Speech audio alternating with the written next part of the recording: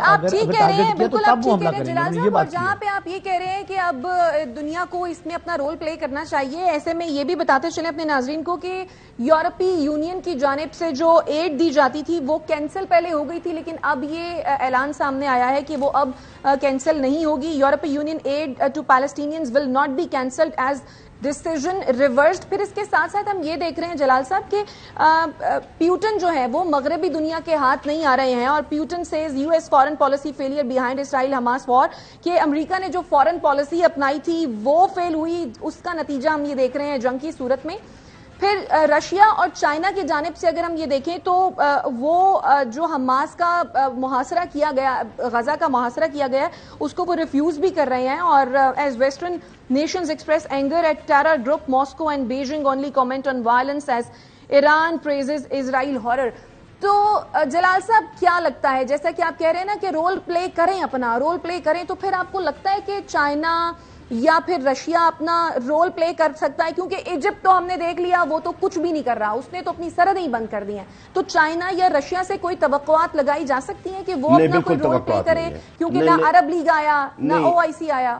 بالکل ہمیں کسی سے کوئی توقعات نہیں ہے. میں آپ کو، میری یہ آواز نہیں ہے، یہ فلسطینیوں کی آواز ہے. ہمیں کسی سے کوئی توقعات نہیں ہے، روس سے یا چائنا. بس جہاں بھی امریکہ کی نام آتا تو وہاں پر وہ اپنی سٹیٹمنٹ دینا شروع کر دیتے ہیں.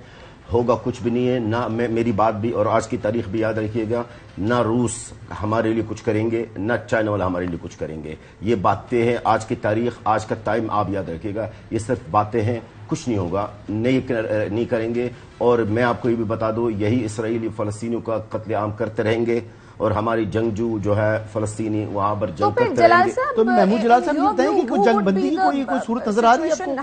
جی سر، جنگ بندی کی کوئی صورت نظر آ رہی ہے آپ کو؟ جنگ بندی کا تو ہوگی، لیکن اب نہیں ہے. جنگ بندی کی ہوگی، ابھی کچھ ٹائم لگے گا.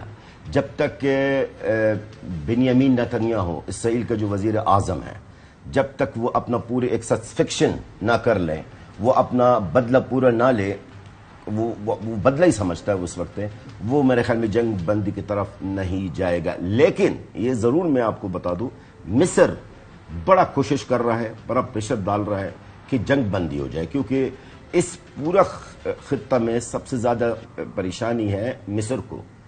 تو جنگ بندی میرے خیال میں اسرائیل کو، ہم سے زیادہ اسرائیل کو چاہیے. جی شاہد صاحب، یعنی آپ کہتے ہیں کہ جنگ بندی ہوگی، مگر فی الحال آپ کو جنگ بندی نظر نہیں آ رہی. لیکن جلال صاحب، آج ہم نے دیکھا کہ ایشکولون میں حماس کی جانب سے حملے کیے گئے ہیں، راکٹ داغے گئے ہیں. ایشکولون غالباً وہ علاقہ ہے جہاں پر آئل ریفائنریز ہیں. اسرائیل جو کوریڈورز بنا رہا ہے، بڑے پلانز کر رہا ہے ملکی معیشت دنیا پر راج کرنے کا، تو آپ کو لگتا ہے کہ وہ یہ سب کچھ ٹالریٹ کر پائے گا، بیئر کر پائے گا؟ محترمہ، میں آپ کو تیرا سا ایک بات بتا دوں آپ کو، اس اشکلون لمبے عرصے کے لیے، میں یہ بات لمبے عرصے کے لیے کہہ رہی ہوں کہ کیا لمبے عرصے تک برداشت کر پائے گا؟ بالکل نہیں کر پائے گا. دیکھیں، صرف اشکلون تو نہیں ہے، اشکلون تک، تل ابیب تک، تل ابیب کا ایئرپورٹس بھی مفلوج ہیں، اسکلان بھی مفلوج ہیں، اور ابھی بھی فلسطینی جنگجو اسرائیل کے اندر موجود ہیں. اور یہ بزدل فوج، یہ اسرائیلی فوج فلسطینی جنگجو کو چور کر فضائی حملہ، پیچھے غزہ کے اوپر جو معصوم شہری ہیں ان کو اوپر فضائی حملہ کر رہا، بمباری کر رہا ہے، معصوموں کو مار رہا ہے. ابے بھائی، اگر آپ میں اتنی طاقت ہے اور اتنا آپ دلیر ہے، جتنا آپ اپنا آپ کو شو کر رہے ہیں دنیا کے سامنے، جو کانفیڈنس والی بات جو آپ نے کی ہے، اگر آپ اتنا طاقتور ہے تو آپ ان سے جا کے لڑے نا. آپ 10-20 ہزار فٹ کی بلندی پہ آپ معصوم شہروں پہ آپ بمباری کر رہے، بلڈنگز تباہ کر رہے، ایمبولینس تباہ کر رہے. جلال صاحب، کچھ ایسی اطلاعات بھی ہیں کہ آج سے کوئی زمینی حملے بھی شروع کرنے والا اسرائیل؟ زمینی حملے میں ان میں طاقت ہے ہی نہیں ہے. زمینی حملہ کرنے کا کوئی طاقت نہیں ہے اسرائیل کے اندر ہے، اور نہ ان کی ہمت ہے، کیونکہ ان کو پتا ہے فلسطینی جنگجو میں کتنی صلاحیت ہے، خاص طور پہ زمینی جنگ میں. ہم خود کہتے ہیں اللہ نیچے آئے نا، آپ اس جہاز کو چھوڑ دیں اور نیچے ہم سے جنگ کرنے کے لیے آ جائیں، تو پھر ہم دیکھیں گے کون کس میں زیادہ دم ہے. یہ 10,000 20,000 کی تو وہ آپ کے ٹریپ میں تو نہیں آئیں گے؟ پھر وہ آپ کے ٹریپ میں تو نہیں آئیں گے؟ وہ ہمارے سوری شائستہ چوہدری صاحب یہ کوشچن کرنا چاہ رہے ہیں ذرا. جلال صاحب ایک تو یہ کیپیسٹی حماس اور الائیڈ فورسز کی 10-20-50 ہزار اب اسرائیلیوں کو ختم کرنے کی موجود ہے, اور کتنا تل ابیب اور باقی جگہوں پر کتنا نقصان کرنے کی کیپیسٹی اور کمپیٹنس آپ دیکھتے ہیں ایز این ایکسپرٹ؟ کہ سر اس کے جنگجو فلسطینی جنگجو کے پاس اس وقت ابھی بھی بہت کچھ باقی ہے. اگر یہ کوئی ہم تو یہی سننا چاہتے ہیں, لیکن بہت کچھ باقی ہے یہ کہ ابھی جس طرح اتنے سانو چکے جب مل مایا تسی بھی اس طرح ابھی تو اسرائیل نے کچھ دیکھا ہی نہیں ہے. اسرائیل نے تو ابھی کچھ دیکھا ہی نہیں ہے. یہ 75 سال کا جو بدلہ ہے وہ اب فلسطینی لیں گے, وہ فلسطینی لیں گے. بہت کچھ ہم نے دیکھ لیا, اب ان کو دکھانا پڑے گا. اور الحمدللہ ہمارا جنگجو کے پاس اتنی کیپیسٹی ہے کہ وہ مزید جنگ کریں اور مزید دشمن کو نقصان دے.